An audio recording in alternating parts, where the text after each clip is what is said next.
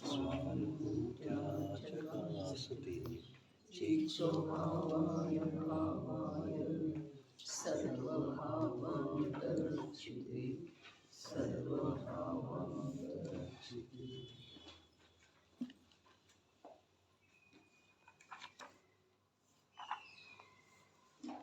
ಸಮಯಸಾರ ಪರಮಾಗಮದ ಮೇಲೆ ಆಚಾರ್ಯ ಶ್ರೀ ಅಮೃತಚಂದ್ರ ದೇವ ವಿರಚಿತ ಆತ್ಮಖ್ಯಾತಿ ಟೀಕೆಯ ಮಧ್ಯದೊಳಗೆ ಉದಿಸಿ ಬಂದಿರುವಂಥ ಅಮೃತಮಯ ಕಲಶಗಳ ಮೇಲೆ ರಾಜಮಲ್ಜಿ ಪಾಂಡೆಯವರ ಬರೆದಿರುವ ಬಾಲಬೋಧಿನಿ ಟೀಕೆಯ ಸ್ವಾಧ್ಯಾಯ ನಡೆದಂತೆ ಇದೆ. ನಿರ್ಜರ ಅಧಿಕಾರದ 5ನೆಯ ಕಲಶಿದೆ. ಸಮ್ಯಕ್ ದೃಷ್ಟಿ ಸ್ವಯಮಯಮಹಂ ಚಾತುಬಂಧೋ ನ ಮೇ ಸ್ಯಾತ್ ಇತ್ಯುಕ್ತಾನೋತ್ಪುಲಕವದನಾ ರಾಗಿಣೋ ವ್ಯಾಚರಂತು ಆರಂಭಂತಾಂ ಸಮಿತಿ ಪರತಾಂ ತೇ ಯತೋऽದ್ಯಾಪಿ ಪಾಪಃ ಆತ್ಮಾನಾತ್ಮಾವಗಮವಿರಹಾತ್ ಸಂತಿ ಸಮ್ಯಕ್ ತ್ವರಿತಾಃ. ಹೇಗಿದ್ದಾನೆ ಮಿಥ್ಯಾದೃಷ್ಟಿ ಜೀವನು? ಅಯಂ ಅಹಂ ಸ್ವಯಂ ಸಮ್ಯಕ್ ದೃಷ್ಟಿ ಜಾತು ಮೇ ಬಂಧಃ ನ ಸ್ಯಾತ್. ಅಯಂ ಅಹಂ, ಈ ಯಾವ ನಾನಿದ್ದೇನೆ, ಸ್ವಯಂ ಸಮ್ಯಕ್ ದೃಷ್ಟಿ, ಸ್ವಯಂ ಸಮ್ಯಕ್ ದೃಷ್ಟಿ ಇದ್ದೇನೆ. ಆ ಕಾರಣದಿಂದ ಜಾತು ತ್ರಿಕಾಲದಲ್ಲೂ ಮೇ ಬಂಧಃ ನ ಸ್ಯಾತ್. ಅನೇಕ ಪ್ರಕಾರದ ವಿಷಯ ಸುಖವನ್ನು ಭೋಗಿಸುತ್ತಿದ್ದರೂ ನಮಗಂತೂ ಕರ್ಮದ ಬಂಧವಾಗುವುದಿಲ್ಲ. ಇತಿ ಆಚರಂತು. ಅಂಥ ಜೀವರುಗಳು ಹೀಗೆ ಮನ್ನಿಸುತ್ತಿದ್ದರೆ ಮನ್ನಿಸಲಿ, ಆದರೆ ಅವರಿಗೆ ಕರ್ಮಗಳ ಬಂಧವಿದೆ. ಏನು ಮಾತಿದೆ? ಮಿಥ್ಯಾದೃಷ್ಟಿ ಜೀವ ಹೀಗದಂತೆ. ಯಾಗದನು? ನಾನು ಸಮ್ಯಕ್ ದೃಷ್ಟಿ ಇದ್ದೇನೆ, 3 ಕಾಲದಲ್ಲೂ ಆತ್ಮನಿಗೆ ಬಂಧ ಇಲ್ಲ ಅಂಥೇಳಿ ಹೇಳಿದಾರೆ. ಅಂದಮೇಲೆ ನಮಗ ಭೋಗಿಸ್ತಾ ಇದ್ರೂ ಕೂಡ ಕರ್ಮಗಳ ಬಂಧ ಇಲ್ಲ. ಈ ಪ್ರಕಾರದ ಶಬ್ದಜ್ಞಾನ ಇಲ್ಲರಿ, ಈ ಪ್ರಕಾರದ ವಿಕಲ್ಪ ಇಲ್ಲ. ಅದರ ಭಾವದೊಳಗೆ ಗರ್ಭಿತ ಇದೆ. ಪ್ರತಿಯೊಬ್ಬರಿಗೂ ನಾನು ಶುದ್ಧ ಇದ್ದೇನೆ, ಸಜ್ಜನ ಇದ್ದೇನೆ ಅನ್ನೋದರ ಮನವರಿಕೆ ಇದೇನಿಲ್ರಿ. ನರಕದ ಕಾರಣದ ನಿರೂಪಣೆಯನ್ನು ಆಗಮದಲ್ಲಿ ಮಾಡಿದ್ದಾರೆ, ನಿಗೋಧದ ಕಾರಣದ ನಿರೂಪಣೆಯನ್ನು ಆಗಮದಲ್ಲಿ ಮಾಡಿದ್ದಾರೆ. ಅವುಗಳನ್ನು ಕೇಳಿದ ನಂತರ ಇದು ನನಗೆ ಸಂಬಂಧಿಸಿದ್ದ ಅಲ್ಲನ ಅಂಥೇಳಿ ನಾವು ಅತ್ಯಂತ ಅವುಗಳ ಕುರಿತು ಉದಾಸೀನ ಇದೆಯೋ ಅಥವಾ ಇಲ್ಲರಿ, ನಿಶ್ಚಿಂತೆ ಇದೆಯೋ ಅಥವಾ ಇಲ್ಲ ಅಂದ್ರೇ ಇದರ ಅರ್ಥ ಆಗಮದ ಅಭ್ಯಾಸದಿಂದ ನಾನು ಸಮ್ಯಕ್ ದೃಷ್ಟಿ ಇದ್ದೇನೆ ಅನ್ನುವ ಶಬ್ದದ ಭಲೆ ಅವನಿಗೆ ಪರಿಚಯ ಇರಲಿಕ್ಕಿಲ್ಲ. ನಾನು ತ್ರಿಕಾಲಿ ಶುದ್ಧ ಚೈತನ್ಯ ವಸ್ತು ಇದ್ದೇನೆ ಅನ್ನುವ ವಾಕ್ಯದ ಶಬ್ದಾತ್ಮಕವಾಗಿ ಅವನಿಗೆ ಪರಿಚಯ ಇರಲಿಕ್ಕಿಲ್ಲ. ಆದರೆ ಪ್ರತಿಯೊಬ್ಬ ವ್ಯಕ್ತಿ ರೀ ಯಾವ ಹಿಂಸೆ ಪ್ರತ್ಯಕ್ಷ ಮಾಡ್ತಾನೆ, ಪ್ರಾಣಿವಧೆ ಮಾಡ್ತಾನೆ, ಮಾಂಸದ ವ್ಯಾಪಾರ ಮಾಡ್ತಾನೆ, ಮದ್ಯದ ವ್ಯಾಪಾರ ಮಾಡ್ತಾನೆ, ಇಂಥ ಹೀನ ಕಾರ್ಯ ಮಾಡುವಂಥವನಿಗೆ ಕೂಡ ನಾನು ಶುದ್ಧ ಇದೇ ನಮ್ಮ ಪರಂಪರಾಗತ ಕಸಬ ಇದೆ ಅಂಥೇಳಿ ಅಂತರಂಗದೊಳಗೆ ಅರೆ ಇದು ಪಾಪದ ಕಾರ್ಯ ಇದೆ ಅಂಥೇಳಿ ಅನ್ನಿಸ್ತಿದ್ದೀರಿ. ಮಾಯಾಚಾರ ಮಾಡು ಹೇಳದೊಳಗೆ ವ್ಯಾಪಾರದೊಳಗೆ ಗೊತ್ತಿದೆಯೋ ಅಥವಾ ಇಲ್ರಿ, ಆದರೆ ವ್ಯಾಪಾರದೊಳಗೆ ಹಾಗೇ ಇದೆ ಅನ್ನೋದು ಸಹಜ ಸ್ವೀಕಾರ.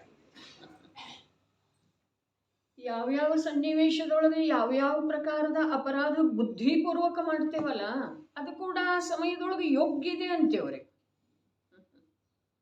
ಅಂದ್ರೆ ಇದರ ಅರ್ಥ ಏನ? ನಮ್ದು ಅಯೋಗ್ಯ ಕಾರ್ಯ ನಮ್ಮಿಂದ ನಡೆದಿಲ್ಲ, ನಮ್ದು ಅಪರಾಧ ಇಲ್ಲ, ನಮಗೆ ಭವಿಷ್ಯದೊಳಗೆ ದುಃಖಿಯಾಗುವಂಥ ಪ್ರಸಂಗ ಇಲ್ಲ. ದುಃಖಿ ಆಗಬೇಕಾದ್ರೆ ಕರ್ಮದ ಬಂಧ ಆಗಬೇಕು, ನಮಗೆ ಕರ್ಮದ ಬಂಧ ಆಗ್ತಾ ಇಲ್ಲ. ಇದು ಯಾವುದೂ ಶಬ್ದಾತ್ಮಕವಾಗಿ ಪರಿಚಯ ಇಲ್ಲದಿದ್ರೂ ಕೂಡ ನಮ್ಮ ಸಲುವಾಗಿ ನಾನು ಶುದ್ಧ ಇದ್ದೇನೆ, ನಾನು ಕರ್ಮಗಳಿಂದ ಬದ್ಧ ಅರ್ಥಾತ್ ಭವಿಷ್ಯದೊಳಗೆ ದುಃಖಿಯಾಗುವಂಥ ಕಾರ್ಯ ಮಾಡ್ತಾನೇ ಇಲ್ಲ, ಅರೆ ಭವಿಷ್ಯ ಅನ್ನೋದೊಂದು ಇದನ್ನು ಬಿಟ್ಟು ಬೇರೆ ಇದೆ ಅನ್ನೋದು ಕೂಡ ನಮಗೆ ಸ್ವೀಕಾರ ಇಲ್ರಿ.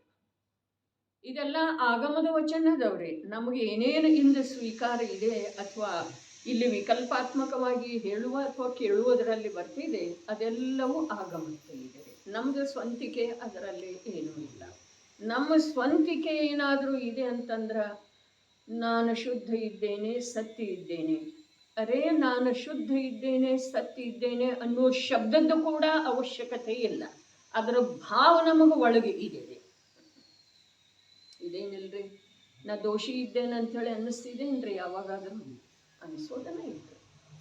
ಅರೇ ದೋಷದ ಸ್ವೀಕಾರ ಅಥವಾ ದೋಷವನ್ನು ದೋಷ ಅಂಥೇಳಿ ನೋಡೋದು ನೋಡ್ರಿ, ಆಗಮದ ಅಭ್ಯಾಸ ಇರಲಿ, ಆಗಮದ ವಚನಗಳ ಪರಿಚಯ ಇರಲಿ ಅಥವಾ ಇಲ್ಲದಿರಲಿ, ಜೀವನಿಗೆ ಸಂಜ್ಞಿ ಪಂಚೇಂದ್ರಿಯ ಅವಸ್ಥೆ ಪ್ರಾಪ್ತ ಆದ ನಂತರ ಅನಾದಿ ಕಾಲದಿಂದ ಅಸಂಜ್ಞೀಯವರೆಗಿನ ಯಾವ ಹೀನ ದಶೆಗಳಿದ್ದು ಅಲ್ಲಿ ಯಾವ ದೋಷದ ಅವಲೋಕನ ಮಾಡುವ ಸಾಮರ್ಥ್ಯನೇ ಇರಲಿಲ್ಲ. ಅದೇ ಪ್ರಕಾರ ಸಂಜ್ಞಿ ಪಂಚೇಂದ್ರಿಯ ಆದ ನಂತರ ಉಳಿಯುವುದರಲ್ಲಿ ಅದು ಜೀವದ್ದನ ಯೋಗ್ಯತೆ ಇದೆ ಮತ್ತು ತನ್ನ ದೋಷವನ್ನು ತಾನು ಕಂಡುಕೊಳ್ಳುವುದು ಕೂಡ ಜೀವದ್ದನ ಯೋಗ್ಯತೆ ಇದೆ. ಅದರೊಳಗೆ ಆಗಮದ ಪಾತ್ರ ಏನೂ ಇಲ್ಲ. ತಾವು ನಂಬಿದರೆ ನಂಬಬಹುದು, ಇಲ್ದಿದ್ರೆ ಇಲ್ಲ. ಆಗಮದ ಪಾತ್ರ ಏನಿದೆ ರೀ? ಆಗಮದ ಪಾತ್ರ ಬರೇ ಹೊರಗೆ ಇಂದ್ರಿಯ ವಿಷಯ ಆಗಿ ಉಳಿದದ್ದಿದೆ. ಜ್ಞಾನಕ್ಕೆ ಅದು ಸ್ವೀಕೃತ ಆಗಿಲ್ಲ ಅಂದಮೇಲೆ ಅದರದ ಪಾತ್ರ ಏನೂ ಇಲ್ಲನಲ್ಲ. ಆಗಮದೊಳಗೆ ಯಾವ ಪ್ರಕಾರ ಹೇಳಿದ್ದಾರೆ ಆ ಪ್ರಕಾರ ಒಂದು ವೇಳೆ ಯಾವುದನ್ನು ಆಲಿಸ್ತೇವೆ ಅಥವಾ ಓದುತ್ತೇವೆ ಅದೆಲ್ಲ ನಮ್ಮಲ್ಲಿ ಆಗ್ತಾ ಹೋಯಿತು ಅಂತಂದ್ರೆ ಆಗಮದ ಪಾತ್ರ ಇದೆ ಅನ್ನೋದ್ರಿ. ಆಗಮದ ಪಾತ್ರ ಏನೂ ಇಲ್ಲ ಅಂಥೇಳಿನ 11 ಅಂಗ 9 ಪೂರ್ವದ ಪಾಠಿ ಆದ್ರೂ ಮಿಥ್ಯಾದೃಷ್ಟಿ ಉಳಿದ ಮತ್ತು ಕಾನನದ ತಿರಿಯಂಚ ಇರುವೆಳೆದೊಳಗ ಸಮ್ಯಕ್ ದರ್ಶನವನ್ನು ಪ್ರಾಪ್ತ ಮಾಡಿಕೊಂಡ. ಅದಕ್ಕೆ ಕಾರಣ ಅಂತೂ ಹೇಳ್ತಾರ್ರಿ, ಹಿಂದೆಂದಾದರೂ ಕೇಳಿದ್ದ ಅಂಥೇಳಿ. ಆದ್ರೆ ಕೇಳಿದ್ರೂ ಕೂಡ ಆ ಕೇಳಿದರ ಕುರಿತಾಗಿ ತನ್ನ ದೋಷ ನಿರ್ದೋಷ ಸ್ವಭಾವದ ಅವಲೋಕನೆ ಅವನೇ ಮಾಡಿದಲ್ಲ. ಆಗಮದ್ದೇನು ಪಾತ್ರ ಇದೆ ರೀ? ಉಪದೇಶಕರದೇನು ಪಾತ್ರ ಇದೆ? ಒಂದಿಷ್ಟು ಗಂಭೀರವಾಗಿ ಆಲೋಚನೆ ಮಾಡೋದು ಜೀವದ ಅರೆ ನಿರಾಲಂಬಿ ಕಾರ್ಯ ಇದೆ ರೀ. ಅದ ಏನ ಮಿಥ್ಯಾತ್ವ ರೂಪದ ದೋಷದ ಪರಿಹಾರ ಆಗೋದ, ಸಮ್ಯಕ್ತ್ವ ರೂಪ ಗುಣದ ಗ್ರಹಣ ಆಗೋದ, ಜೀವದ ಕಾರ್ಯ ಇದೆ. ಅದರಲ್ಲೇ ಕೂಡ ನಿರಾಲಂಬಿ ಕಾರ್ಯ ಇದೆ. ಅದರೊಳಗೆ ಯಾವುದರದ್ದು ಅವಲಂಬನೆಯ ಅವಶ್ಯಕತೆ ಇಲ್ಲ ಅನ್ನುವಂಥ ಮಟ್ಟಕ್ಕೆ ನಾವಿಂದು ಬಂದಿದ್ದೇವೆ ನೋಡ್ರಿ.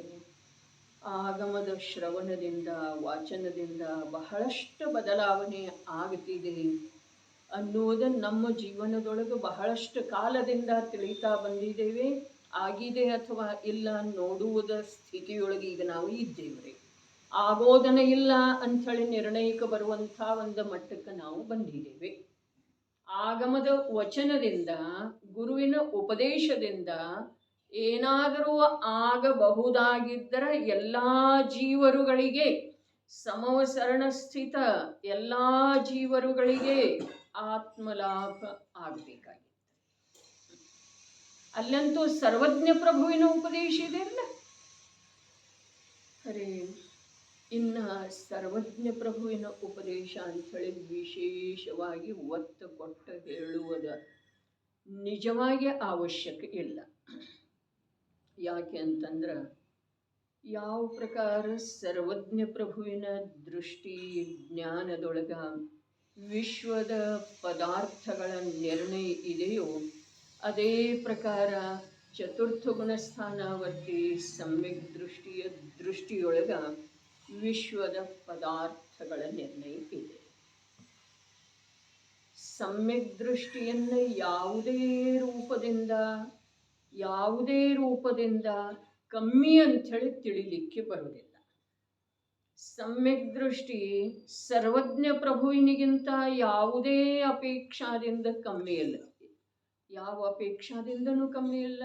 ಅರೆ, ಯಾವ ಸುಖದ ಸಲುವಾಗಿ, ಸ್ವಾಧೀನತೆಯ ಸಲುವಾಗಿ ಯಾವುದರದ ಜ್ಞಾನ ಅವಶ್ಯಕ ಇದೆಯೋ ಆ ಜ್ಞಾನ ಅವನಿಗಾಗಿದೆ ಅಂದರೆ ಚತುರ್ಥ ಗುಣಸ್ಥಾನವರ್ತಿಗೆ. ಇನ್ನು ಆ ಜ್ಞಾನಕ್ಕ ಯಾವ ಬಾಧಾರೂಪದ ಕಾರಣಗಳಿದ್ದಾವೆ ಆ ಕಾರಣಗಳ ವಿದ್ಯಮಾನತೆ ಇದೆ ಅವನಿಗೆ. ನಾಲ್ಕನೇ ಗುಣಸ್ಥಾನವರ್ತಿ ಸಮ್ಯಕ್ ದೃಷ್ಟಿಗೆ. ಸರ್ವಜ್ಞ ಪ್ರಭುವಿಗೆ ಆ ಜ್ಞಾನ ನಿರ್ಬಾಧ ಆಗಿದೆ. ಆ ಜ್ಞಾನಕ್ಕೆ ಯಾವ ಬಾಧೆ ಇದ್ದು ಅವೆಲ್ಲವುಗಳನ್ನ ಸ್ವಯಮೇವ ನಾಶ ಆಗಿ ಹೋದದ್ದೇ ಇದೆ. ಸ್ವಯಮೇವ ಆಯಿತೋ ಅಥವಾ ಅದೇ ಯಥಾರ್ಥ ಜ್ಞಾನದ ದೃಢತೆಯಿಂದ ಆಯ್ತ್ರಿ. ಅದಕ್ಕೆ ನೋಡ್ರಿ, ಈ ಜೀವದಲ್ಲಿ ಒಂದೇ ಒಂದು ವಿಶೇಷ ಗಮನ ಹರಿಸುವಂಥದ್ದು, ಚಿಂತನ ಮಂಥನ ಮಾಡುವಂಥದ್ದು ಮಾತು ಅಂತಂದ್ರೆ ಈ ಜೀವದ ಅನಾದಿಕಾಲೀನವಾದಂಥ ಮಿಥ್ಯಾತ್ವ ರೂಪದ ದೋಷ ಹೋಗುವ ಸಲುವಾಗಿ ಅನ್ಯ ಯಾವೂ ಪರದ್ರವ್ಯದ ಅವಶ್ಯಕತೆ ಇಲ್ಲ, ಅವಲಂಬನೆ ಬೇಕಾಗಿಲ್ಲ, ನಿರಾಲಂಬಿ ಇದೆ. ಅದು ಅವನಿಗೆ ಅನಾದಿ ಮಿಥ್ಯಾತ್ವ ರೂಪದ ದೋಷ ಹೊರಟೋಗಿ ಸಾದಿ ಅನಂತ ಕಾಲದವರೆಗೆ ಸ್ವಾಧೀನ ಸುಖದ ಆಧಾರ ಇರುವಂಥ ಸಮ್ಯಕ್ತ್ವ ರೂಪದ ಗುಣ ಪ್ರಗಟ ಆಗುವ ಸಲುವಾಗಿ ಪರ ಯಾವೂ ಪದಾರ್ಥದ ಅವಲಂಬನೆಯ ಅಪೇಕ್ಷೆ ಇಲ್ಲ. ಕಾರ್ಯ ತಾನೇ ಮಾಡುವುದಿದೆ, ತಾನೇ ಮಾಡುವುದಿದೆ. ಇದರದ್ದು ಯಾವಾಗ ಇವನಿಗೆ ನಿರ್ಣಯ ಆಗುತ್ತಿದೆಯೋ ಆಗ ಆ ಕಾರ್ಯವನ್ನು ತಾನು ಮಾಡುವಲ್ಲಿ ಅವ ವಿಳಂಬ ಮಾಡುವುದು ಸಾಧ್ಯ ಇಲ್ಲ. ಹಾಗಾದ್ರೆ ಈ ಕಾರ್ಯ ಪರದ ಅವಲಂಬನೆ ಇಲ್ಲದ ತಾನಾಗೇನ ಆಗ್ತಿದೆ, ಅರ್ಥಾತ್ ತಾನು ಮಾಡಿದರನ ಆಗ್ತಿದೆ ಅನ್ನುವ ನಿರ್ಣಯ ನಮಗೆ ಇದುವರೆಗೆ ಆಗಿಲ್ಲ. ಇಲ್ಲೇನು ಹೇಳಿದ್ರು, ಹೇಗಿದಾನ ಮಿಥ್ಯಾದೃಷ್ಟಿ. ಅರೆ, ನಾವು ಸಮ್ಯಕ್ ದೃಷ್ಟಿ ಇದ್ದೇವೆ.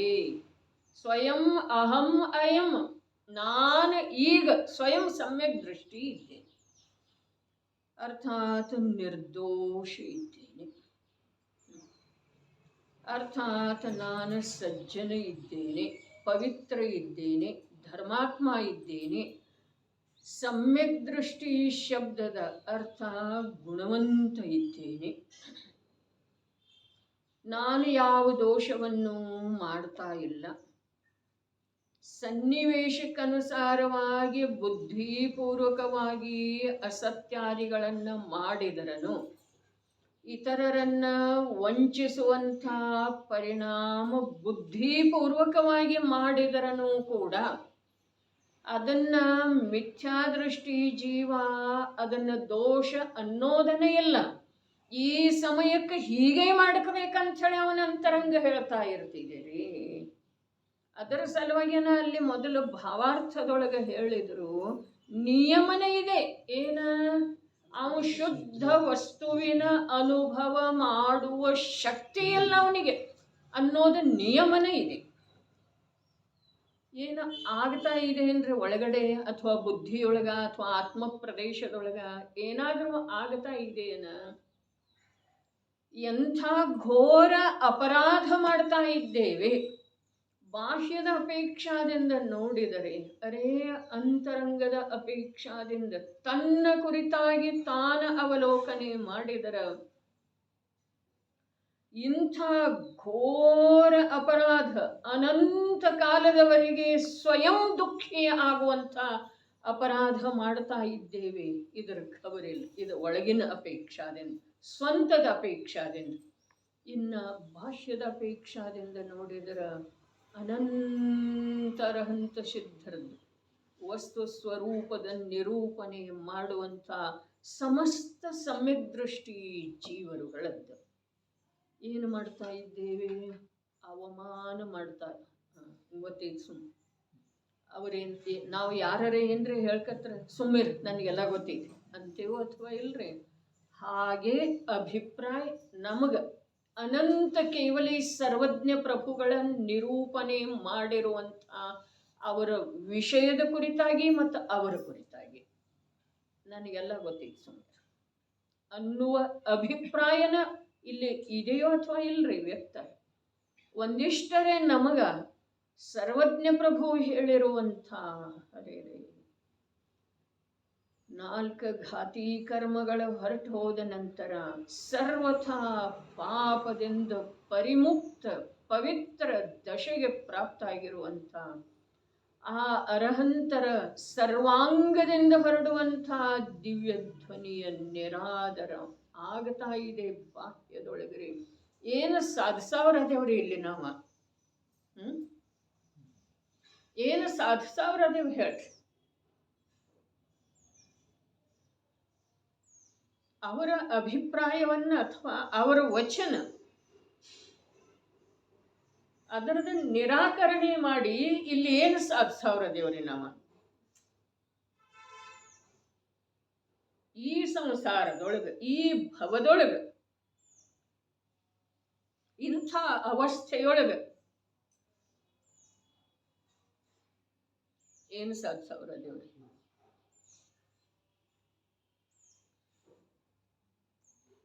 ಮಿಥ್ಯಾತ್ವ ಇರುವೆಳೆದೊಳಗೂ ಕೂಡ, ದೋಷ ಇರುವೆಳೆದೊಳಗೂ ಕೂಡ, ಮಹಾಪಾಪಿ ಇರುವೆಳೆದೊಳಗೂ ಕೂಡ ನಮ್ಮನ್ನ ನಾವ ನಿರ್ದೋಷ ಅಂಥೇಳಿ ಪವಿತ್ರ ಅಂಥೇಳಿ ಮನ್ನಿಸಿಕೊಂಡೇನ ಪರಿಣಮನ ಮಾಡ್ತಾ ಇದ್ದೇವಲ್ಲ, ಆ ಪರಿಣಮನದ ಫಲ ಹೀಗೆ ಇದೆ ಅಂಥೇಳಿ ಕೊನೆಗೆ ಒಂದು ದಿವಸ ನಿಗೋದದೊಳಗೆ ಹೋಗಿ ಬೀಳೋದು ಇದೆ ಅನ್ನುವುದು ಸರ್ವಜ್ಞ ಪ್ರಭುವಿನ ಇಚ್ಛಾರಹಿತ ಉಪದೇಶದೊಳಗೆ ಬಂದಿದೆ ರೀ. ಇಚ್ಛೆ ಮಾಡಿ ನಮ್ಮ ಮೇಲೆ ಕರುಣೆ ಮಾಡಿ ಹೇಳಿಲ್ಲ ಅವರು. ಅವರದ್ದು ಯಾವ ಪ್ರಕಾರದ ಕರುಣೆಯ ಭಾವ ಇಲ್ಲ. ಕರುಣೆ ಏನಿದೆ ಇದು ದುಃಖದ ಮೂಲ. ನಿಜವಾಗಿ ಕರುಣಾ ತಮ್ಮ ಮೇಲೆ ಇರಬೇಕಾಗ್ತಿದೆ. ವ್ಯವಹಾರದಿಂದ ತನ್ನ ಹಾಗೆ ಸುಖವನ್ನು ಬಯಸ್ತಾ ಇದ್ದಾವೆ ಪ್ರತಿಯೊಂದು ಜೀವ ಅನ್ನೋದು ಎಲ್ಲಿ ಜ್ಞಾನದೊಳಗೆ ಬರ್ತಿದೆಯಲ್ಲ ಅದು ವ್ಯವಹಾರದ ಕರುಣೆ ಇದೆ. ಅಂದ್ರೆ ಇಲ್ಲಿ ಇಂಥ ಘೋರ ಅಪರಾಧ ಮಾಡಿ ನಾವಿಲ್ಲಿ ಏನು ಸಾಧಿಸೋದಿದೆ? ಈ ಶರೀರದ ಜೊತೆಗೆ ಉಳಿಯೋದಿದೆ, ಶಾಶ್ವತವಾಗಿ ಉಳಿಯೋದಿದೆ ಅಂದ್ರೆ ಹಾಗಾದ್ರೆ ಯಾಕೆ ಸತ್ಯವನ್ನು ನಾವು ನಂಬುತ್ತಾ ಇಲ್ಲ? ಯಾಕೆ ಸತ್ಯದ ಸ್ವೀಕಾರ ಮಾಡ್ತಾ ಇಲ್ಲ? ಈಗಂದ್ರೆ ಈಗ ಒಳಗ ಸ್ವೀಕಾರ ಮಾಡಿರುವಂಥ ಉಸಿರನ್ನು ಹೊರಗೆ ಬಿಡೋದು ನಮ್ಮ ಕೈಯೊಳಗಿಲ್ಲ. ಹೊರಟು ಹೋದಂಥ ಉಚ್ಛ್ವಾಸ ಪುನಃ ಗ್ರಹಣ ಮಾಡುವಂಥ ಶಕ್ತಿ ನಮ್ಮ ಕೈಯೊಳಗಿಲ್ಲ, ನಮ್ಮ ಆಧೀನ ಇಲ್ಲ. ಇಷ್ಟ ಅಶಾಶ್ವತ ಜೀವನದೊಳಗ ಸತ್ಯ ಕೇಳಿ ಬಂದ್ರೂ ಕೂಡ, ಸತ್ಯದ ವಾಚನ ಶ್ರವಣ ನಡೆದ್ರೂ ಕೂಡ ಸತ್ಯದ ಗ್ರಹಣ ಯಾಕೆ ಆಗ್ತಾ ಇಲ್ಲ ಅಥವಾ ಯಾಕೆ ಮಾಡ್ತಾ ಇಲ್ಲ?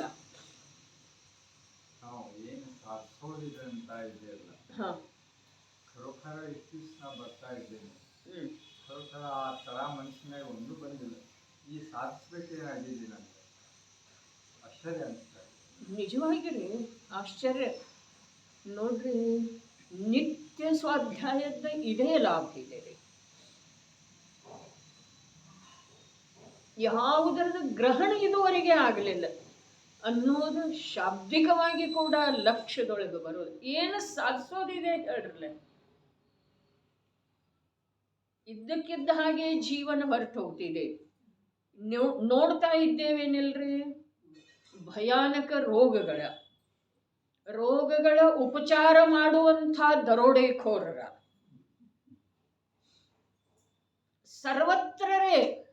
ಸರ್ವತ್ರ ದರೋಡೆಕೋರರ ಕೈಯೊಳಗನ ಅದೇವ್ರಿ. ನಾನು ಏನು ಮಾಡ್ಲಿಕ್ಕೆ ಹೋದ್ರೂ ಯಾವ ರೀತಿಯಿಂದ ಸುಲಿಗೆಗೆ ಒಳಗಾಗ್ತೇವೋ ಗೊತ್ತಿಲ್ಲ. ಯಾವುದೋ ಮಾಡ್ಲಿಕ್ಕೆ ಹೋಗ್ಲಿ, ಇಂಥದ್ರೊಳಗ ಸತ್ಯ ತಿಳಿದು ಬಂದ್ರೂ ಕೂಡ ಮೇಲೆ ಸರಿ ಇದೆ ಅನ್ನಿಸಿದ್ರೂ ಕೂಡ ಯಾಕದ್ರದ್ದು ಒಳಗ ಆಂತರ್ಯದವರೆಗೆ ಸ್ವೀಕಾರ ಆಗ್ತಾ ಇಲ್ಲ. आहेना पॉइंट. स्वीकार न करता इथं काय साधणार आहे आम्ही? ಮಿಥ್ಯಾ ಮನ್ನಣೆಯನ್ನ ಹಾಗೆ ಇಟ್ಕೊಂಡು ಏನು ಸಾಧಿಸವ್ರ ದೇವ್ರಿ? ಬೇರೆದವ್ರಿಗೆ ತಿಳಿಸ್ಕೊಡಕ ದೇವ್ರಿ ನಿಜವಾಗಿನ ಅಂಶ ಮಾತ್ರನೂ ಯೋಗ್ಯತೆ ಇಲ್ರಿ ತಿಳಿಸಿಕೊಡೋದ. ತಿಳಿದ ತಗೊಳ್ಳೋದರಿಂದ ಕಾರ್ಯ ಆಗೋದಿದೆ ರೀ. ಎಲ್ಲ ನಾಟಕ ಎಷ್ಟು ಪ್ರಕಾರದ ನಾಟಕ ರೀ, ಎಷ್ಟು ಪ್ರಕಾರದ ಸೋಗು ಎಷ್ಟು ಪ್ರಕಾರದ್ದು ರೀ. ನಿಜವಾಗಿ ಇಲ್ಲಿ ಸೋಗುಗಳದ ಪ್ರದರ್ಶನ ಇದೆ ಸಮಯ ಸಾರದೊಳಗ. ಜೀವ ಎರಡೂ ಸೇರಿ ಒಂದೇ ಅಂತ ಹೇಳಿ ರಂಗಮಂಟಪದ ಮೇಲೆ ಬರ್ತಿದೆ. ಕರ್ತೃ ಕರ್ಮ ಎರಡಾಗಿ ರಂಗಮಂಟಪದ ಮೇಲೆ ಬರ್ತವೆ. ಪುಣ್ಯ ಪಾಪ ಎರಡಾಗಿ ಕಾಣಿಸಿಕೊಳ್ತವೆ. ಕೊನೆಗೆ ಅದು ಒಂದೇ ಇದೆ. ಆಶ್ರವ ಹೋಯ್ತು, ಸಂವರ ಹೋಯ್ತು, ಎಲ್ಲ ಸೋಗು, ಮೋಕ್ಷ ಕೂಡ ಹೊರಟೋಯ್ತು.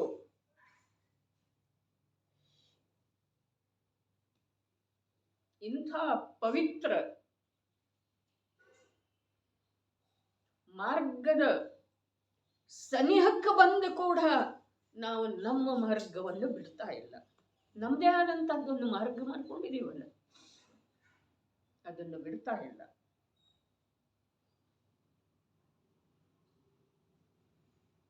ಎಲ್ಲರೂ ಹೋದ್ರಲ್ಲ ಮರಣದ ಮುಖದೊಳಗ.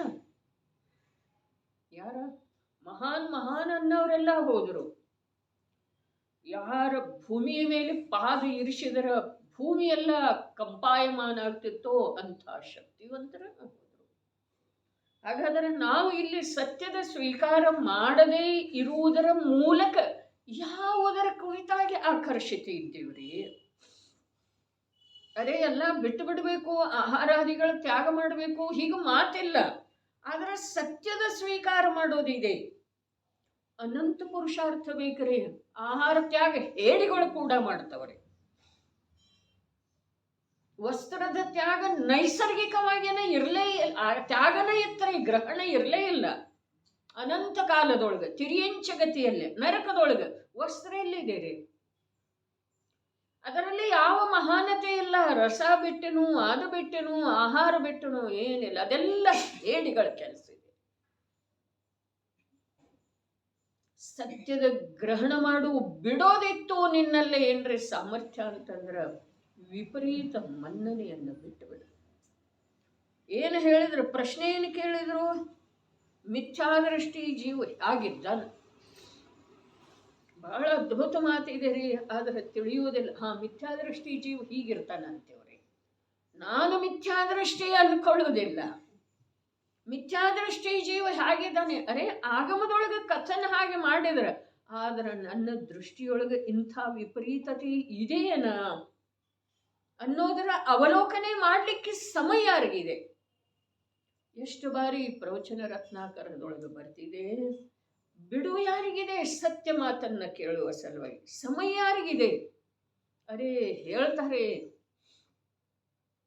ಯಾರಿಗೆ ದೈವ ಯೋಗದಿಂದ ಸಂತಾನದ ಉತ್ಪತ್ತಿ ಆಗಲಿಲ್ಲ ಅವರು ಇನ್ನೊಬ್ಬರ ಸಂತಾನವನ್ನು ದತ್ತು ತಗೊಂಡ್ಯಾಕಾಗಲ್ತು, ಪರದ ಸೇವೆ ಮಾಡೇನ ಅಂತಾರ ಅಂತ ಹೇಳಿ. ಎಂಥ ನಿರಪೇಕ್ಷ ಮತ ಸತ್ಯವಚನರೇ. ಬೇಕು ಯಾರೇ ಬೇಕು. ಯಾವುದರ ಸಲುವಾಗಿ? ಕಾಲಿಗೆ ಬೇಡಿ ಹಾಕೊಳ್ಳುವ ಸಲುವಾಗಿ. ಮೋಕ್ಷ ಮಾರ್ಗದ ಕಡೆ ಹೋಗಲಿಕ್ಕೆ ಬಂದಿರಬಾರದು ಆ ಬೇಡಿ.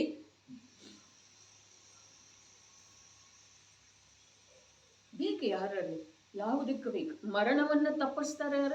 ನೀವು ಎಲ್ಲರದ್ದು ಸಮೂಹ ಇದೆ. ನನಗೆ ಮರಣ ಬಂತು ಅಂತಂದ್ರೆ ನೀವು ಯಾರ್ಯಾರು ಏನು ಮಾಡೋದು ಸಾಧ್ಯ ಇದೀರಿ? ಬರೇ ಬೇಕಂತಿದ್ದೀರಿ ಜೀವ. ಅರೆ ಸಂಯೋಗದ ಭಾವ ಏನಿದೆ, ಸಂಯೋಗದ ರುಚಿ ಏನಿದೆ, ಅದರ ಸಂಯೋಗಾತೀತ ಸ್ವಭಾವದಿಂದ ದೂರ ತಗೊಂಡು ಹೋಗುವಂಥದ್ದು. ನಮ್ಮ ಎಷ್ಟು ದಿವಸ ಅದವ್ರಿ ಈ ಸಂಯೋಗದ ಜೊತೆಗೆ ಇರುವಂಥವ.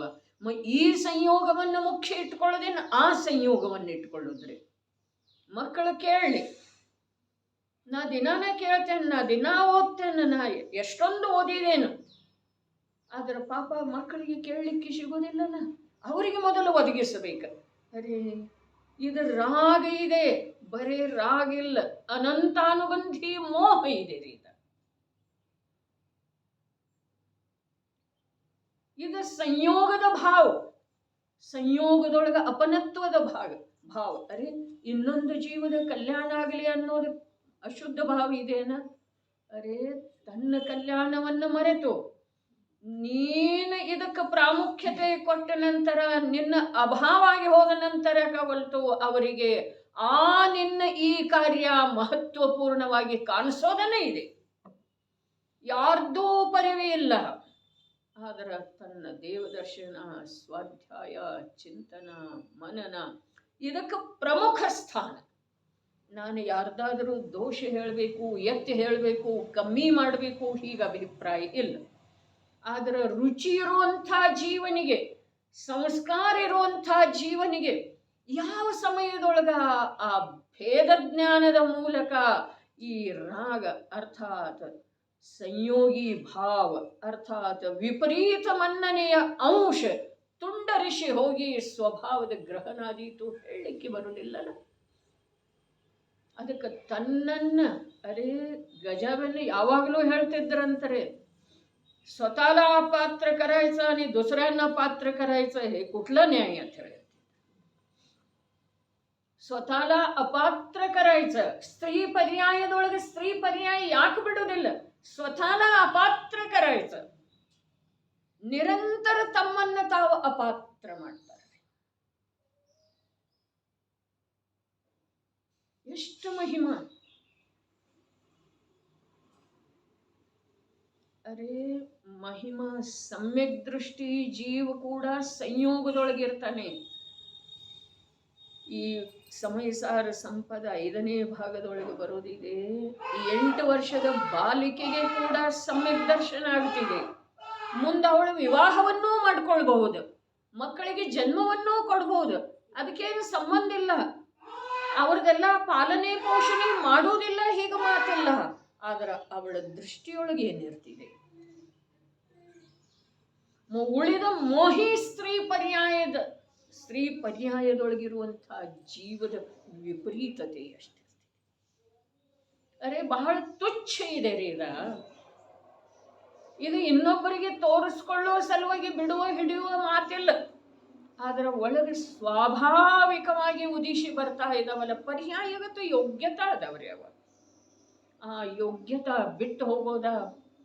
ಅರೆ ಧರ್ಮದ ಸಲುವಾಗಿ, ಆತ್ಮ ಕಲ್ಯಾಣದ ಸಲುವಾಗಿ ತನ್ನನ್ನು ಮುಖ್ಯ ಮಾಡೋದಿದೆ. ಬರೀ ಶಾಸ್ತ್ರ ಕೇಳುವ ಸಲುವಾಗಿ ನನಗೆ ಶಾಸ್ತ್ರ ಕೇಳಕ್ ಹೋಗೋದಿದೆ, ಈಗಿನಿಂದ ನಾ ಕೆಲಸ ಮಾಡುವುದಿಲ್ಲ, ಹೀಗೂ ಒರಟತನ ಇರುವುದಿಲ್ಲ. ಆದ್ರೆ ಉತ್ಕಟವಾದಂಥ ಭಾವ ಹಾಗಿರ್ತಿದೆ. ಯಾರ್ದ ಕರ್ತವ್ಯ ಮಾಡೋದು? ಸಂಘ ಜೀವಿ ಇದ್ದ ನಂತರ ದುರ್ಬಲತೆಯಿಂದ ಸಂಘದೊಳಗನೆ ಇರುವ ಅವಕಾಶ ಅಥವಾ ಪ್ರಸಂಗ ಎಲ್ಲಿಯವರೆಗೆ ಇದೆಯೋ ಅಲ್ಲಿಯವರೆಗೆ ಅವರಿಗೆ ಸಂಬಂಧಿಸಿದ ಯಾವ್ಯಾವ ವ್ಯವಸ್ಥೆ ಬೇಕೋ ಅದನ್ನು ತನ್ನ ಕಾರ್ಯದೊಳಗಿಂದ ತಾನು ಶಾರೀರಿಕವಾಗಿ ಯಾವ ಕಾರ್ಯ ಮಾಡ್ತೇನೋ ಆ ಕಾರ್ಯದೊಳಗಿಂದ ಸಮಯ ತೆಗೆದು ಅವ್ರದ್ದು ಮಾಡಿ ಅವ ಧಾರ್ಮಿಕ ಕಾರ್ಯದೊಳಗೆ ಒಂದಾಗಿ ಹೋಗ್ತಾನೆ. ಆಕುಲತೆ ಇರುವುದಿಲ್ಲ, ಅಭಿಮಾನ ಇರುವುದಿಲ್ಲ, ಮಾನಕಶಾಹಿ ಇರುವುದಿಲ್ಲ, ದ್ವೇಷ ಬುದ್ಧಿ ಇರುವುದಿಲ್ಲ. ಅಲ್ಲಿ ನಿಂತದ್ದು ತನ್ನ ಅಪರಾಧ ಇದೆಯಲ್ಲ.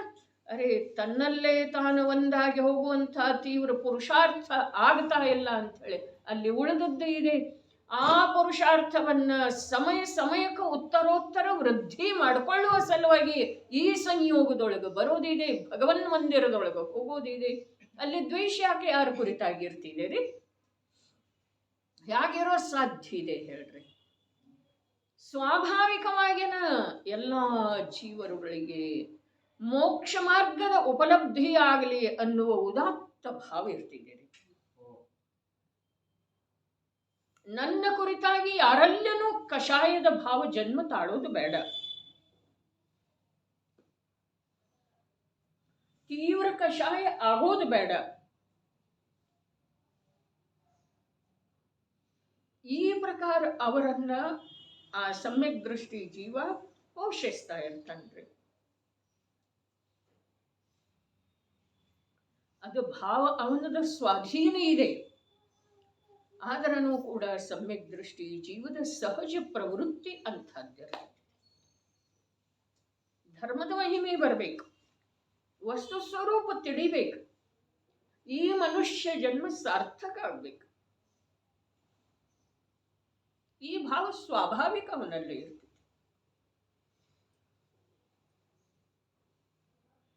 ಆದರೆ ಇಲ್ಲಿ ಮಿಥ್ಯಾದೃಷ್ಟಿ ಹೇಗಿರ್ತಾನೋ ಅಂತ ಹೇಳಿ ಆಚಾರ್ಯ ಭಗವಂತರ ಪದಖಂಡದ ಆಧಾರದಿಂದ ಅರ್ಥ ಬರೆದರು. ಆದರೆ ಎಲ್ಲಿ ನಮಗದ ಸ್ವೀಕಾರ ಇದೆ? ಹೌದಲ್ಲ, ನಾನು ಹೀಗೆ ಇದ್ದೇನೆ, ನಾನು ನಿರ್ದೋಷ ಅಂಥೇಳಿ ಪ್ರತಿಯೊಬ್ಬರೂ ತಿಳಿದಿದ್ದೇವೋ ಅಥವಾ ಇಲ್ಲ ಹೇಳ್ರಿ. ಅಂಥೇಳಿನ ಪ್ರತ್ಯಕ್ಷ ನಮ್ಮಿಂದ ಪ್ರಗಟ ದೋಷ ಆದ್ರೂ ಕೂಡ ಅದನ್ನ ಯಾರೇ ಹೇಳಿದ್ರು ಅಂತಂದ್ರ ಅವ್ರ ಜೊತೆಗೆ ವೈರ್ ಮಾಡ್ತೇವೆ ನಿಲ್ರಿ. ಇನ್ನು ನಮ್ಮಲ್ಲೇ ದೋಷ ಯಾವುದಿಲ್ಲ ಅದು ಅವರಿಗೆ ಕಾಣಿಸ್ತಿದೆ ಅಂದಮೇಲೆ ಅದು ಅವ್ರದ್ದು ದೋಷ ಇದೆ ಅಂತ ಹೇಳಿ ಬಿಟ್ಟು ಕೊಡ್ತೇವೆ ಅಂದ್ರೆ ಈ ಸಮಯದೊಳಗ ಅವರ ದೃಷ್ಟಿ ಅಂಥದ್ದಿದೆ. ಅದು ಈ ಅರೇ ಧರ್ಮ ಬಹಳ ದೂರ ಇದೆ. ನಮ್ಮ ಪ್ರಗಟ ಪ್ರತ್ಯಕ್ಷ ಮಾಡಿರುವಂತಹ ದೋಷವನ್ನು ಯಾರಾದರೂ ಹೇಳಿದರೆ ನಮಗೆ ಸಹಜ ಸ್ವೀಕಾರ ಇದೆ ಮರಿ.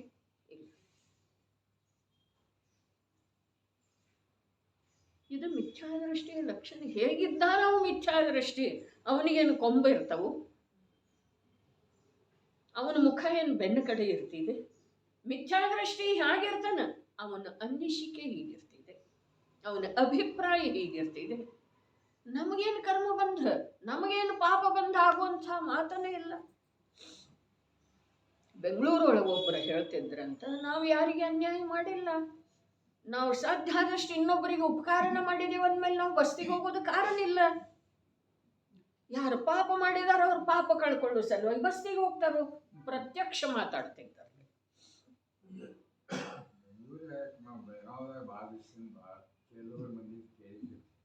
ನೀವು ಕೇಳೋದಂತೂ ಸಹಜ ಇದೆ ಅಲ್ಲ. ಯಾಕೆ ಅಂತಂದ್ರೆ ಇಷ್ಟು ಸಂವತ್ಸರಗಳಾದು ಈ ಶರೀರದ ಜೊತೆಗೆ ಅನುಭವ ಇರೋದಲ್ಲ. ಮತ್ತು ಪುರುಷ ಪರ್ಯಾಯಕ ಸ್ತ್ರೀ ಪರ್ಯಾಯಕ ಅಂತರ ಇದೆ ಅಲ್ಲ. ಮಾತುಗಳನ್ನು ಕೇಳೋದಕ್ಕೆ ಬಹಳಷ್ಟು ಜನರದ ಪರಿಚಯ ಸಮಾಗಮ ಬರ್ತಿದೆ ತಮಗ. ನಾವೇನು ಪಾಪ ಮಾಡೇ ಇಲ್ಲ, ಪ್ರಗಟ ಮಾತಾಡ್ತಿದ್ದರ್ರಿ. ಬಸ್ತಿಗೆ ಯಾರು ಹೋಗೋದ? ಯಾರು ಪಾಪ ಮಾಡಿರ್ತಾರೋ ಅವ್ರು ಪಾಪ ತೊಳ್ಕೊಳ್ಳುವ ಸಲುವಾಗಿ ಹೋಗೋದು, ಪಾಪ ಕಳ್ಕೊಳ್ಳುವ ಸಲುವಾಗಿ ಹೋಗೋದು. ನಾವು ಪಾಪ ಮಾಡೇ ಇಲ್ಲ. ಬುದ್ಧಿಪೂರ್ವಕ ನಾವು ಯಾರ್ಯಾರಿಗರೆ ಉಪಕಾರನ ಮಾಡಿದೆವು. ಅರೇ ಅವರು ಪ್ರಗಟ ರೂಪದಿಂದ ಮಾತಾಡ್ತಿದ್ರು. ಸಮಸ್ತ ಮಿಥ್ಯಾದೃಷ್ಟಿ ಜೀವದ ಅಭಿಪ್ರಾಯ ಹೀಗಿದೆ ಅಂತ ಹೇಳ್ತಾ ಇದ್ದಾರ್ರಿ. ಅವರು ಮಾತಾಡಿದ್ರು ಅವರು ದೋಷ ಅಂತ ಹೇಳಿ ಹೇಳೋದಿಲ್ಲ, ನಮ್ಮಲ್ಲೇ ಇದೆ ಆ ದೋಷ, ಅದು ಹೇಳೋ ಸಲುವಾಗಿ ಹೇಳ್ತಾ ಇದ್ದೆ.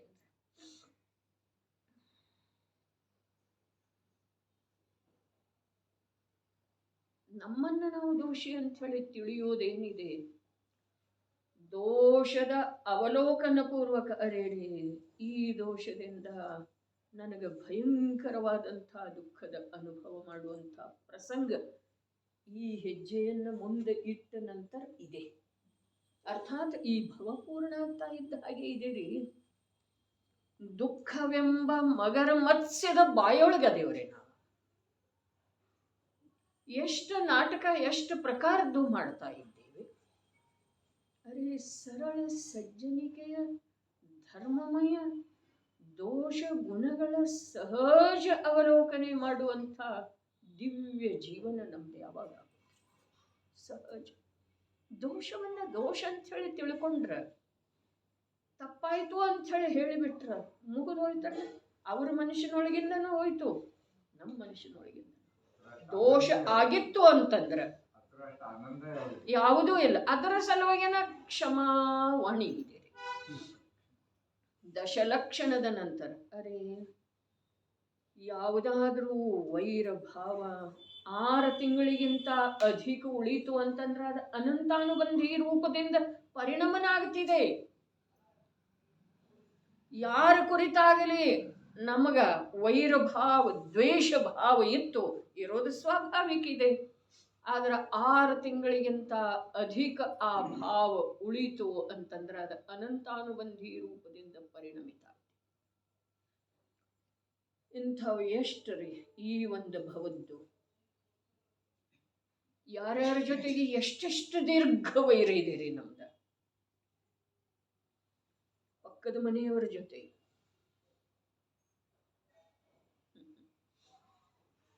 इथे वैर भाव.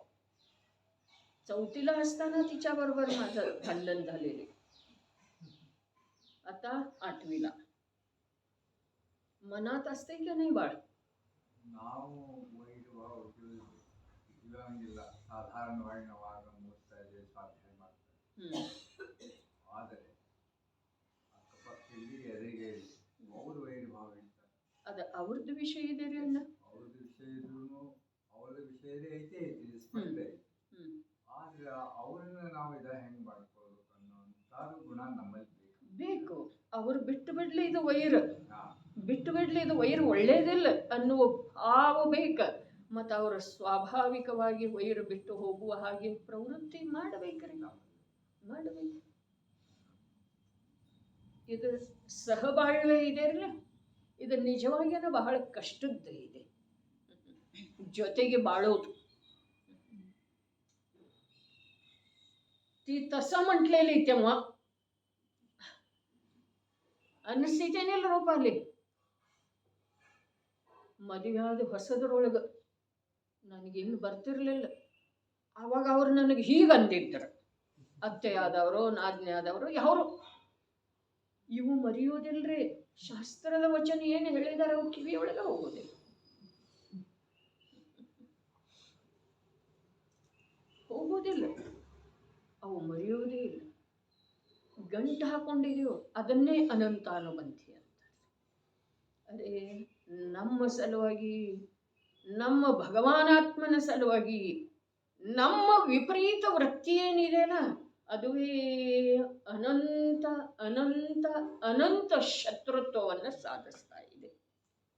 ಅದನ್ನು ಬಿಟ್ಟು ಕೊಡೋದು ಅವಶ್ಯಕ ಇದೆ. ಇಂಥ ಮಂಗಲ ಸನ್ನಿವೇಶದೊಳಗೂ ಕೂಡ ಬಿಟ್ಟು ಕೊಡದಿದ್ರೆ ಅಂತರಂಗ ಪೂರ್ವಕ ಬೇಕರೆ, ಕೃತ್ರಿಮವಾಗಿ ಅಲ್ಲ. ಜೈ ಜನೇಂದ್ರ, ಜೈ ಜನೇಂದ್ರ. ಹಾಗೆ ಇರುವುದಿಲ್ಲ. ಜಿನೇಂದ್ರರಿಗೆ ಜೈಕಾರ ಯಾಗ ಹಾಕೋದಿರ್ತಿದೆ. ಜೈ ಜಿನೇಂದ್ರ ಅಂದ್ರೆ ನಮಸ್ಕಾರ ಅಲ್ಲದ. ಅರೇ ಜಿನೇಂದ್ರ ಭಗವಂತರ ಹೇಳಿರುವಂತಹ ತತ್ವ ನನ್ನಲ್ಲೇ ಸದೈವ ಜೈವಂತವಾಗಿರಲಿ. ನಿಮ್ಮಲ್ಲೇ ಕೂಡ ಅದುವೇ ಬೆಳಗಲಿ ಅಂಥೇಳಿ ಪರಸ್ಪರರೊಳಗೆ ಜೈ ಜೈ. ಆ ತತ್ವವೇ, ಆ ಸತ್ಯ ಪದಾರ್ಥದ ಸ್ವರೂಪವೇ ನಿಮ್ಮಲ್ಲೇ ಕೂಡ ಸದಾ ಬೆಳಗ್ತಾ ಇದೆ. ಅದಕ್ಕೆ ಇದನ್ನೆಲ್ಲ ಬಿಟ್ಟ ನಾವೇನು ಮಾಡ್ತಾ ಇದ್ದೇವೆ, ಅದರಿಂದ ಏನು ಸಾಧಿಸೋದಿದೆ ಅಷ್ಟು ವಿಚಾರ ಮಾಡೋದ್ರಿ. ಏನು ಸಾಧಿಸೋದಿದೆ? ಜೀವನ ದೀರ್ಘ ಆಗ್ತಿದೆ. ಅರೆ ಈ ಜೀವನ ಬೇಕ್ಯಾರಿಗಾಗಿದೆ ರೀ, ಯಾರಿಗೆ ಬೇಕಾಗಿದೆ ಇಂಥ ಜೀವನ? ಎದ್ದು ಕೂಡಲೇ ತೊಳೆಯೋದು. ಇದನ್ನು ಯಾತಕ್ಕೆ ಬೇಕಾಗಿದೆ ಇಂಥ ಜೀವನ? ಈ ಶರೀರದ ಸೇವೆ. ದುಷ್ಟಶ್ಯ ಪ್ರಥಮಂ ಒಂದೇ ಅಂದಾರಲ್ಲ, ಅದೇ ಪ್ರಕಾರ ಇದ್ರದ್ದು ಮೊದಲು ಮಾಡೋದ್ರಿ. ಯಾರಿಗೆ ಬೇಕಾಗಿದೆ ಇಂಥ ಜೀವನ? ಅಂಥ ಜೀವನ ಧನ್ಯ ಜೀವನ ಆಗಲಿಲ್ಲ ನಂದ. ಎಂಥದ್ದ? ಮುನಿ ಜೀವನ ಅಲ್ಲ, ಸಿದ್ಧರಂಥ ಜೀವನ.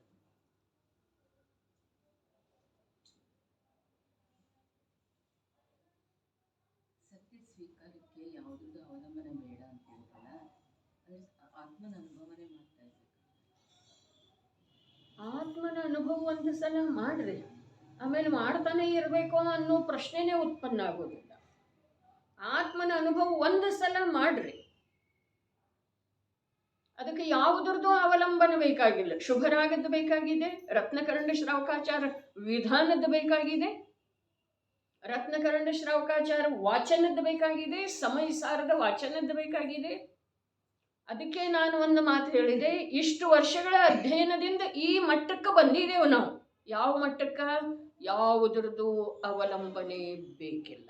ಯಾವುದರ ಸಲುವಾಗಿ ಮಿಥ್ಯಾತ್ವವೆಂಬ ಅನಾದಿ ದೋಷವನ್ನು ಬಿಟ್ಟುಕೊಡುವ ಸಲುವಾಗಿ.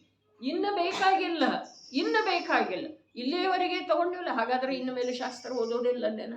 ಅರೇ, ಈ ಪ್ರಕಾರದ ಪ್ರಶ್ನೆ ಇರೋದಿಲ್ರಿ. ಓದೋದಿಲ್ಲನ, ಕೇಳೋದಿಲ್ಲನ? ಅರೇ, ಓದದ ವಿನಃ, ಕೇಳದ ವಿನಃ, ಶಾಸ್ತ್ರದ ಸಂಯೋಗದೊಳಗೆ, ಜಿನವಾಣಿಯ ಸಂಯೋಗದೊಳಗೆ ಬಾರದ ವಿನಃ ಇಂಥ ನಿರಾಲಂಬಿ ತತ್ವ ನಾನಿದ್ದೇನೆ ಅನ್ನೋದು ಲಕ್ಷ್ಯದೊಳಗೆ ಆಗ್ಬರುತ್ತದೆ. ಆ ನಿರಾಲಂಬಿ ತತ್ವದ ಸನ್ಮುಖ ಆಗುವಂಥ ಪುರುಷಾರ್ಥ ಹೇಗಾಗೋದ್ರಿ? ಪುರುಷಾರ್ಥ ತಾನೇ ಮಾಡೋದಿದೆ, ಅದನ್ನು ಲಕ್ಷ್ಯದೊಳಗೆ ತಾನೇ ತಗೊಳ್ಳೋದಿದೆ. ಶಾಸ್ತ್ರದ ವಾಚನ ಶ್ರವಣ ನಿಮಿತ್ತ ಇದೆ. ಕರ್ಮದ ಕಾರಣದಿಂದ ವಿಕಾರ ಆಗ್ತಿದೆಯೋ ಅಥವಾ ಇಲ್ಲ? ಈಗ ಸಂಪದದೊಳಗೇನು ವಾಚನ ಬಂತು, ವ್ಯವಹಾರದಿಂದ ಹಾಗೆ ಹೇಳೋದಿದೆ. ಯಾಕೆ ಅಂತಂದ್ರೆ ಶುದ್ಧ ಜೀವ ತನ್ನಷ್ಟಕ್ಕೆ ತಾನೇ ವಿಕಾರ ಮಾಡೋ ಸಾಧ್ಯ ಇಲ್ಲ.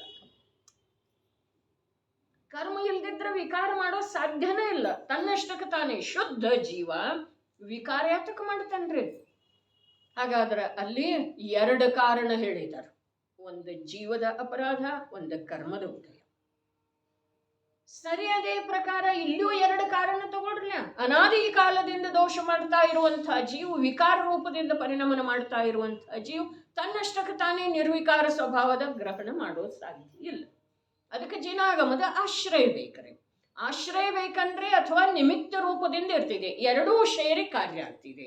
ಕಾರ್ಯ ಎರಡೂ ಸೇರಿ ಆಗ್ತಿದೆ, ಅರ್ಥಾತ್ ಇಲ್ಲಿ ಕಾರ್ಯ ಆಗುವ ಹೇಳದೊಳಗೆ ಅದು ನಿಯಮದಿಂದ ಉಪಸ್ಥಿತಿ. ಎರಡೂ ತಿಳಿದು ಏನಿಲ್ರಿ? ಶುದ್ಧ ಜೀವ ತನ್ನಷ್ಟಕ್ಕೆ ತಾನೇ ವಿಕಾರ ಮಾಡೋದು ಸಾಧ್ಯ ಇಲ್ಲ. ಅದೇ ಪ್ರಕಾರ ಅನಾದಿ ಕಾಲದಿಂದ ಅಶುದ್ಧ ರೂಪದಿಂದ ಪರಿಣಾಮ ಮಾಡ್ತಾ ಇರುವಂತಹ ಜೀವ ತನ್ನಷ್ಟಕ್ಕೆ ತಾನೇ ಶುದ್ಧ ಆಗೋದು ಸಾಧ್ಯ ಇಲ್ಲ. ನೀ ಶುದ್ಧ ಇದ್ದೀಯಪ್ಪ, ವರ್ತಮಾನದ ಒಂದು ಸಮಯದ ಪರ್ಯಾಯದೊಳಗೆ ವಿಕಾರ ಇದೆ, ಅದರಲ್ಲೇ ಕರ್ಮ ನಿಮಿತ್ತ ಇದೆ.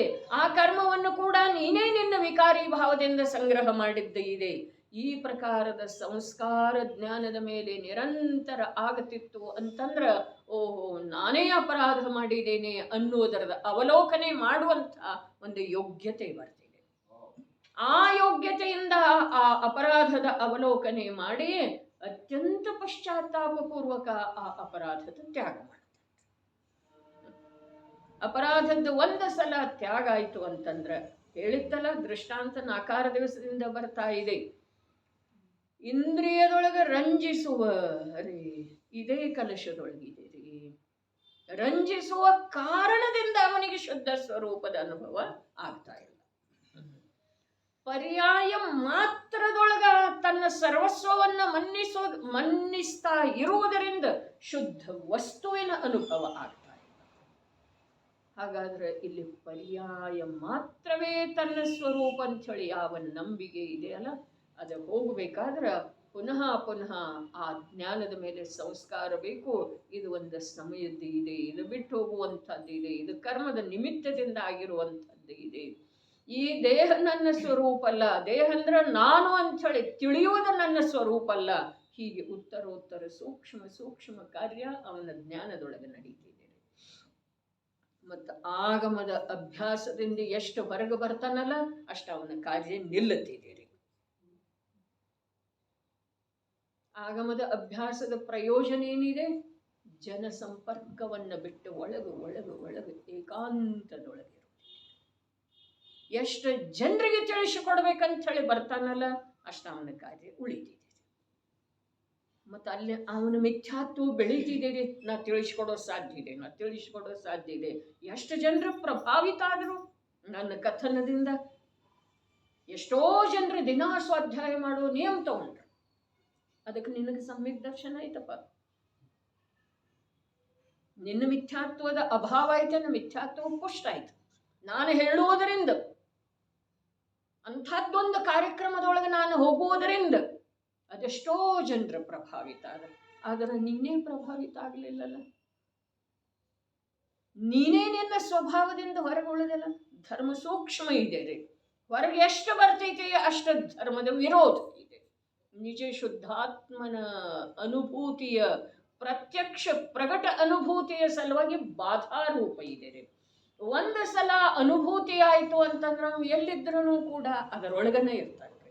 ಭರಚಕ್ರವರ್ತಿ 6 ಖಂಡದ ವೈಭವದೊಳಗನೂ ಇರಲಿಲ್ಲ, 96,000 ಪತ್ನಿಯರ ಭೋಗದೊಳಗನೂ ಇರಲಿಲ್ಲ, ದಿಗ್ವಿಜಯದೊಳಗನೂ ಇರಲಿಲ್ಲ. ಅವ ಎಲ್ಲಿದ್ದ?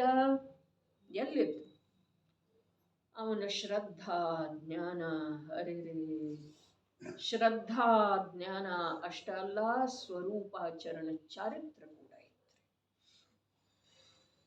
ಅದರಲ್ಲಿ ಅವಿದ್ದ. ಜಗತ್ತಿನೊಳಗ ಅವ ಇದ್ದ ಹಾಗೆ ಕಂಡ್ರನು 6 ಖಂಡದ ಅಧಿಪತಿ. 6 ಖಂಡವನ್ನು ಜಯಿಸುವ ಸಲುವಾಗಿ 60,000 ಸಂವತ್ಸರಗಳವರೆಗೆ ತಿರುಗಿದ. 6 ಖಂಡದ ವಿಜಯ ಪ್ರಾಪ್ತ ಮಾಡಿಕೊಳ್ಳುವ ಅರೆ ಅವನ ಜೀವನದ ಘಟನೆಗಳನ್ನು ವಿಚಾರ ಮಾಡಿದರೆ ನಮ್ಮ ಸಂಸಾರದ ವೃದ್ಧಿ ಆಗ್ತಿದೆ, ಆದ್ರೆ ಅವನಿಗೆ ಆಗಲಿಲ್ಲ. 6 ಖಂಡವನ್ನೆಲ್ಲ ಜಯಿಸಿ ಬಂದ. ನಿಜ ನಗರದೊಳಗೆ ಬರಬೇಕಾದ್ರೆ ಆ ಚಕ್ರರತ್ನ ಹೋಗ್ತಾ ಇಲ್ಲ ಒಳಗ. ಸಾಕೇತಪುರಕ್ಕೆ ಬಂದ, ಅಯೋಧ್ಯಾಪುರಕ್ಕೆ ಬಂದ, ಚಕ್ರರತ್ನಪುರ ಪ್ರವೇಶ ಮಾಡ್ತಾ ಇಲ್ಲ. ಯಾರ್ಯಾರ ಎಷ್ಟೆಷ್ಟು ಪ್ರಕಾರದಿಂದ ಶತ್ರುತ್ವ, ಯಾರ್ಯಾರನ್ನು ಯಾವ್ಯಾವ ರೀತಿಯಿಂದ ಜಯಿಸಿದ, ಆ ಚಕ್ರರತ್ನವನ್ನು ಪುರಪ್ರವೇಶ ಮಾಡಿಸುವ ಸಲುವಾಗಿ ಏನೇನು ಮಾಡಿದ, ಅದರಿಂದ ಮತ್ತೆ ಎಷ್ಟೆಷ್ಟು ಅವಮಾನಿತ ಆದ ಅಥವಾ ಇಲ್ರಿ. ಬಾಹುಬಲಿಯ ಜೊತೆ ಯುದ್ಧ ಮಾಡಿದ. ಆ ಯುದ್ಧಕ್ಕಿಂತ ಮೊದಲು 100 ಜನ 99 ಜನ ತಮ್ಮಂದಿರು ಇದ್ರಲ್ಲ, ಅವರೆಲ್ಲ ಇವನು ಅವಮಾನ ಮಾಡಿ ಹೋದ್ರು ಅಥವಾ ಇಲ್ರಿ. ಇವೇನು ಶಾಸನಹರರನ್ನು ಕಳಿಸಿದ್ದ, ಅವರಿಗೆ ಅವರು ಉತ್ತರ ಯಾವ ಪ್ರಕಾರ ಕೊಟ್ಟಿರ್ರಿ? ದೀಕ್ಷಾ ತಗೊಂಡು ಹೋದ್ರಲ್ಲ. ಅರೆ ವಾದ ವಿವಾದ ಮಾಡುವೇಳದೊಳಗೂ ಕೂಡ ಎದುರಿಗಿನ ವ್ಯಕ್ತಿ ನಮ್ಮ ಆ ಒಂದು ಕಠೋರ ಶಬ್ದಕ್ಕೆ ಉತ್ತರಿಸಲಿಲ್ಲ ಅಂತಂದ್ರೆ ಅದು ನಿಜವಾಗಿ ಅವಮಾನ ಇದೆ ರೀ. ಅವರ ಉತ್ತರ ಭಾರಿ ಕೊಟ್ರಿ. ಬಾಹುಬಲಿ ಬೇರೆ ರೂಪದಿಂದ ಕೊಟ್ಟ, ಆದ್ರೆ ಎಲ್ಲದರೊಳಗೆ ಅಪಜಯ ಯಾರದ್ದಾರ? ಭರತಂದನ. ಆದ್ರೆ ಎಲ್ಲಾರೊಳಗೆ ಜಯಶಾಲಿ ಯಾರಾದರ್ರಿ? ಅಂತರ್ಮುಹೂರ್ತದೊಳಗೆ ಯಾವ ತಮ್ಮನಿಗೆ ಆಗಿಲ್ಲ ಕೇವಲ ಜ್ಞಾನ್ರಿ. ಇದು ಸಮ್ಯಕ್ ದರ್ಶನದ ಮಹಿಮೆ ನಮ್ಗೆ ತಿಳಿಯುವುದಿಲ್ರಿ. ಅವ ಹೇಗೆ ಇರಬೇಕಲ್ಲಿ, ಆ ಎಲ್ಲದರ ಮಧ್ಯದೊಳಗೆ ಹೇಗಿದ್ದವ? ಅಳ್ಕೊಂತ ಕೂತ ನನ್ನ ಅಪಮಾನ ಮಾಡಿದ್ನಿ ಅಂತ ಹೇಳಂದ. ಅರೆ ಆವೇಶದೊಳಗೆ ಚಕ್ರರತ್ನದ ಪ್ರಯೋಗ ಮಾಡಿದ. ಆದ್ರೆ ಚಕ್ರರತ್ನದ ಪ್ರಯೋಗದ ವೇಳೆಗೆ ಕೂಡ ಶ್ರದ್ಧಾ ಜ್ಞಾನ ಸ್ವರೂಪಾಚರಣದೊಳಗೆ ಸ್ವಲ್ಪ ಕೂಡ ಬಾಧೆ ಬರಲಿಲ್ಲ. ಮೊನ್ನೆ ದಿವಸ ಇಲ್ಲಿ ಕಥನ ಬಂದದ್ದಿತ್ತರಿ. ಏನ? ಸಮ್ಯಕ್ ದರ್ಶನ ಪ್ರಾಪ್ತ ಆಗಿರುವಂಥ ಜೀವಕ್ಕ ಶುದ್ಧ ಪರಿಣತಿಯ ಜೊತೆಗೆ ಅಶುದ್ಧ ಭಾವಗಳು ಕೂಡ ಆಗ್ತವೆ. ಆದ್ರೆ ಆ ಅಶುದ್ಧ ಭಾವಗಳ ಆ ಶುದ್ಧ ಪರಿಣತಿಗೆ ಬಾಧಕ ಇಲ್ಲ. ನಡೆಯ ಸಮಯ ಆಗಿದೆ.